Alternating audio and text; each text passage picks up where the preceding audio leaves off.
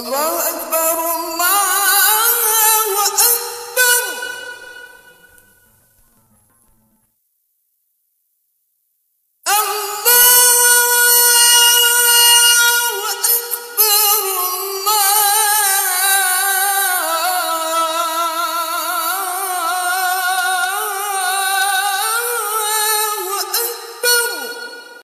لا تدعن يا معاذ لا تدعن دبر كل صلاة أن تقول اللهم أعني على ذكرك وشكرك وحسن عبادتك.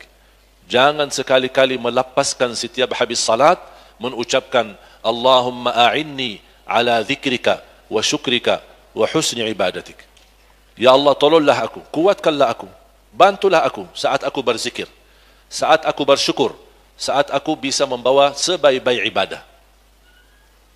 Karena kita bisa berzikir karena ditolong oleh Allah, karena bertolongan Allah. Hadis diriwayatkan Imam Abi Daud. Setiap saya baca, saya merasakan betapa mulianya sahabat tersebut. Muadz bin Jabal radhiyallahu an, beliau menceritakan, ketika aku bersama Rasulullah SAW, Rasulullah SAW memegang tanganku. Cuba lihat cara Rasulullah SAW berdakwah. Cara Rasulullah SAW ingin menyampaikan sesuatu yang sangat penting dan sangat mulia. Cara Nabi Muhammad SAW menarik perhatian. Cara Nabi Muhammad SAW membuka hati seorang. Pertama, memegang tangannya dan dimasukin jarinya seperti ini. Kira-kira kalau ada seorang yang kita sayangi atau kita kagumi, termasuk suami istri,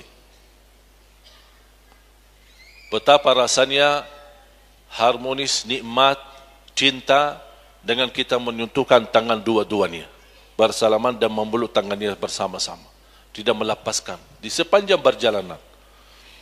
Apalagi yang memegang tangan kita Rasulullah sallallahu alaihi wasallam.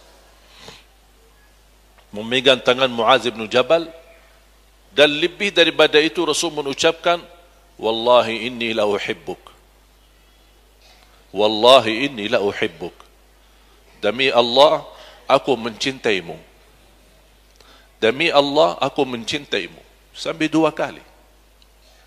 Kira-kira gimana perasaan Muadz bin Jabal? Jangan hanya dikatakan aku cintamu, tapi Rasul sampai bersumpah, demi Allah aku mencintaimu. La tada'anna ya Muadz, la tada'anna dubura kulli salatin an taqul Allahumma a'inni ala dzikrika wa syukrika wa husni ibadatik. Jangan sekali-kali melepaskan setiap habis salat mengucapkan Allahumma a'inni ala dzikrika wa syukrika wa husni ibadatik. Ya Allah, tolonglah aku, kuatkanlah aku, bantulah aku saat aku berzikir, saat aku bersyukur, saat aku bisa membawa sebaik-baik ibadah.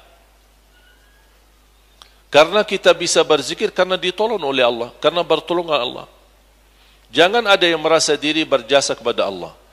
Jangan ada yang menyebutkan saat berdoa, ya Allah, kenapa saya diuji? Aku selama ini masih menjaga tahajud. Aku selama ini suka salat tepat waktu. Aku selama ini menjaga duha.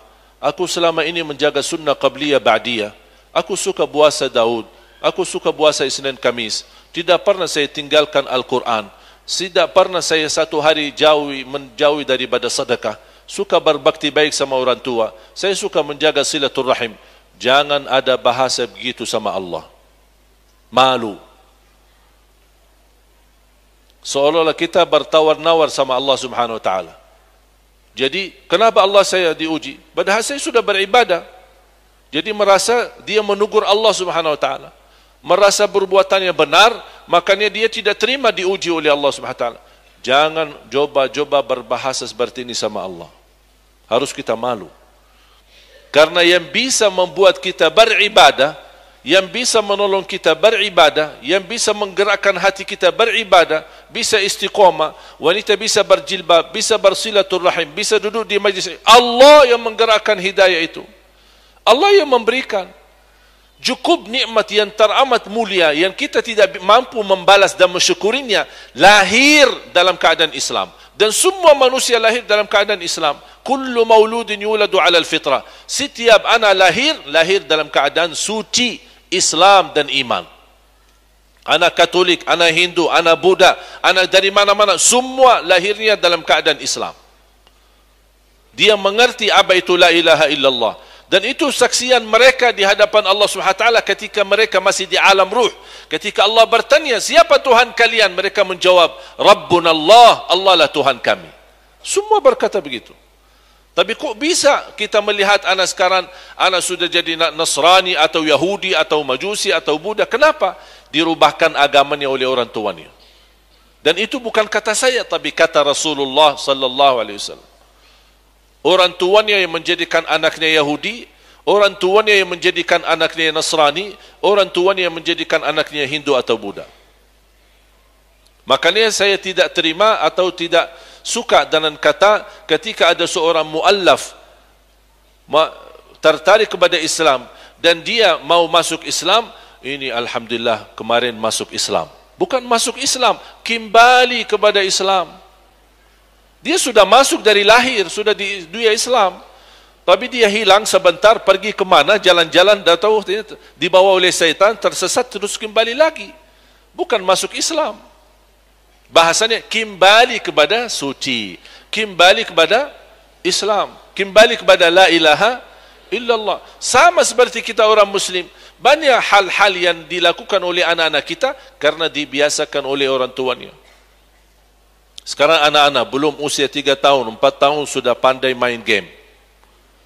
Dari mana dia? Apakah selama di alam perut ibunya dia main game? Dikasih PS, dikasih handphone? Tidak. Kok bisa pandai pintar dari mana? Ya dari kita. Ibunya pusing dengan pandal anaknya, pusing dengan rewel anaknya, akhirnya udahlah, diam-diam, sini, bawa HP ini sana, main di sana. Dia dah mau pusing. Dia tidak tahu dia telah menajarin anaknya sesuatu yang bahaya. Handphone memang ada sesuatu yang baik, tapi keburukannya lebih banyak daripada kebaikannya. Banyak orang tersesat gara-gara handphone. Coba sekarang lihat anak-anak kita, berjam-jam tidak bosan main handphone. Makanya fantas kalau kita melihat curhat seorang ibu, susah ajain anak-anak bisa baca Al-Quran. Susah ajain anak ngaji sama-sama. Susah ajain anak bersalat sama-sama. Tapi tidak pernah ada orang curhat sama saya berkata, susah aja anak main game. Karena sudah dibiasakan. Coba contoh yang istimewa, kita memiliki anak-anak yang hebat di acara Hafiz Indonesia. Apa sih beda anak-anak mereka dengan anak-anak kita? Bedanya apa? Ada orang berkata, oh ini anak-anak pintar. Oh tidak ada, biasa-biasa aja. Orang tuanya aja awam, tidak bisa baca. Dan kita sudah lihat contoh-contoh. Nonton Hafiz Indonesia kan? Suka nonton? Suka nangis? Habis tisunya? Masih insyaAllah, doakan insyaAllah di tahun yang ke-7. Kita sudah 6 tahun berjalan Hafiz Indonesia. InsyaAllah kita akan tayangkan juga di bulan suci Ramadan. Mudah-mudahan kita masih punya umur untuk bisa membawa syiar Al-Quran.